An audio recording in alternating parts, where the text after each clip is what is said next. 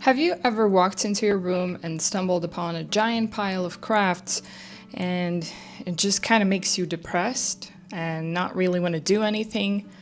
Or maybe the giant pile is in your head, figuratively speaking, hundreds of unfinished projects and ideas that never came to life. Today, we're going to talk about how you can make your crafting more productive and more fulfilling. January is already in full swing and the gyms are full with people eager and excited to improve their life in all these ways, but I think we're forgetting something. Yes, it's nice to lose some weight, maybe if you've gained a few pounds, or start eating healthy. All those things are great and you should probably do them if you want to. But I think we're kind of neglecting a certain aspect of our life, which is creativity and a form of self-expression. Yes, fitness can improve our health and make us feel better physically, but creativity is something that we also need to practice. It can help you relax, improve your mental health, and is overall just really fun to do. So today we're talking about how to set your creative goals for the new year and how to actually achieve them. Be it painting, woodworking, or digital art, I think today's video can relate to you in some way. So how are we going to go about this? The same way that people go about achieving their fitness goals. We're going to go step by step, and the first thing I want to talk about today is why setting these goals even matter in the first place. So as I mentioned in the beginning, practicing your creative hobbies can have a lot of mental health benefits. It can make you feel more confident, fulfilled, and can serve as a nice way to relieve stress. A lot of people struggle with creative block and procrastination, and I'm definitely one of those people. Like over the years, I've had so many project ideas and hobbies that I've sadly neglected. Actually recently made a video about all my neglected hobbies, and I formed a nice little tier list. If you want to, you can check that out. But anyways, so the first thing that we need to acknowledge is that procrastination is normal. It happens to a lot of people, it's completely natural, and you can't really expect to be 100% productive all of the time. And very similar to physical workouts, there may be days when you just don't feel like going, and maybe sometimes it's okay. You have to be kind to yourself and you can't overdo it. Some tips for getting started when your motivation is low is, for example, the 5-minute rule, where you get yourself to do something for at least 5 minutes, and then it's pretty likely that you're going to continue since you already started in the first place. Another one is breaking your projects into smaller segments, like bite-sized pieces. This can reduce that overwhelming feeling that you have when you have a giant project ahead of you and you don't know where to begin. So making a list of small things to do can make it easier to check things off the list. And another important thing is to accept imperfections. Remember, nothing is perfect, especially if we're talking about art, which is really subjective. So try not to get too upset if something didn't work out the way you wanted it to, and just move on to the next thing. Moving to our next point, being excited in general and learning something new and starting new projects. I can really relate to this feeling. I think a lot of other people can as well, is when you have this new idea, you're so excited to do something about it, to buy new materials, to start the project. And that's an awesome feeling, and we should embrace it.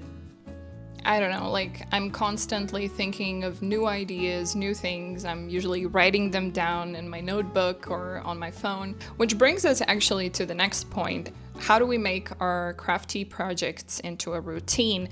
And I know that might sound a bit weird. Creativity, routine, they kind of don't go together, maybe, but hear me out. We live in a time where there's so many things that overwhelm us. You have your day job, you have your fitness goals, you have relationships with other people, there's social media, there's hobbies that you want to practice, and a bunch of all other things that you need to and have to do.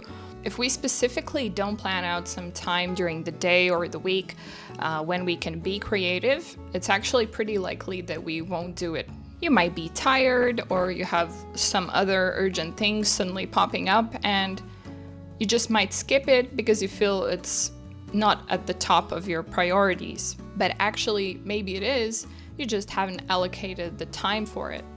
So one thing I can suggest that I've recently done myself is going through a list of all the notes and the saved TikToks and shorts of any creative ideas that you had an interest in, and try to filter out the ones that you actually want to do this year. The rest you can delete, or just tell yourself that this is not something I'm going to be concerned about this year. Because a lot of potential projects can overwhelm you and be like this noise in the background, and can get you generally distracted. So I myself made a list of the projects that I want to do this year.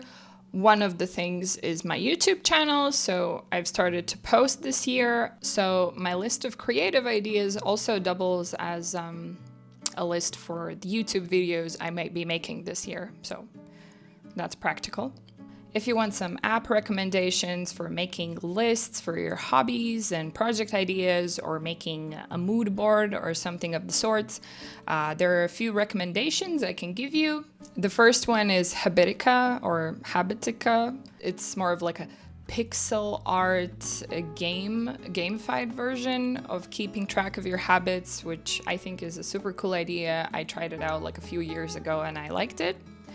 And this could be a good suggestion if you're into gaming and stuff like that. The next one is xTiles. This is something I recently found, and it's very cute. It's like a notes app you can use. You can make lists, you can add photos, tables, you can integrate your Google Calendar, and there's a lot of options. You can customize colors and stuff like that, and you can make it fun. So that's another one I can suggest. And if you want to be more hardcore, there's Obsidian, which for the creative mind is pretty awesome. I think this one has a lot of possibilities. Maybe you've heard about it, but basically you can program stuff, you can make classes, databases, you can reference things within things and then look how it looks like in 3D. It's pretty interesting, and that could be a whole creative project in itself. So I'm gonna add links to all of these in the description in case you want to check those out. So another thing I want to talk about is burnout, and I think a lot of creative people do experience this from time to time, and this usually happens when you become like super obsessed, like you go overboard and you spend too much time creating and not enough time to reset and I don't know, sleep, eat. And afterwards you just don't feel so good anymore and you don't feel like doing anything. It's important to keep balance between having fun, being creative, and being productive. I know the inspiration comes at 3 a.m. and you don't want to sleep or eat and just finish the thing, but we do need to sleep and you're gonna feel like crap. So the thing is gonna be there tomorrow as well. So remember, the same way we have workouts, we also have rest days. And I know you're feeling super inspired, but go for a walk and have a rest from time to time. It's okay. So how do we stay motivated when suddenly we don't feel like doing our creative projects anymore? One thing you can do is find a community surrounding your hobby. Find some like-minded people who want to share their work, and you can share the stuff you made and you can talk about it and discuss things, and that can be really fun. And sometimes somebody else doing a project can really inspire you to continue yours as well. Another healthy and productive thing we can do is make a dedicated space for our hobbies. You can have your art corner or art room or art studio, whatever is possible for you specifically. But having a separate space where you can get in the zone is really helpful and helps you get into this creative mindset. Same way as going to the gym. You're already wearing the clothes, you're there, everybody's working out, so might as well. Another thing I can mention is quality over quantity. And even though I'm talking about all these lists and habit trackers and everything like that, it doesn't mean you have to do one project after the other nonstop. It's about meaningful progress, learning something new, and enjoying the process. I think enjoying constant mental health benefits is already great in itself, but if you want to be measuring your progress over time, the way you might do with weight loss or fitness, one thing you can do is track what new skills you've learned over this time. Self-improving is something very valuable, and if you can do it through your creative hobbies, I think that's an awesome way to go about it.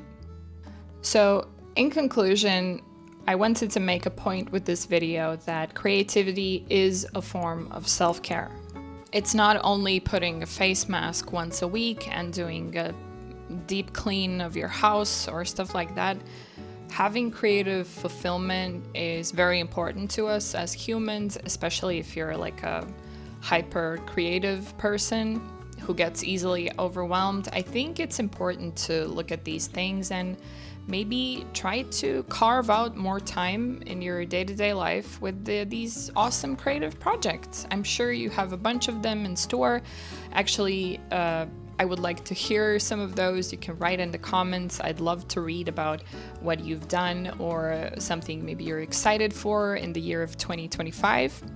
I think the new year and the month of January is usually filled with hope and excitement for a lot of people, and I think this can be a great time for your creative hobbies as well. Like for me, I just started posting YouTube videos. So if you're watching and you've actually watched up until this point, thank you very much. That means a lot to me.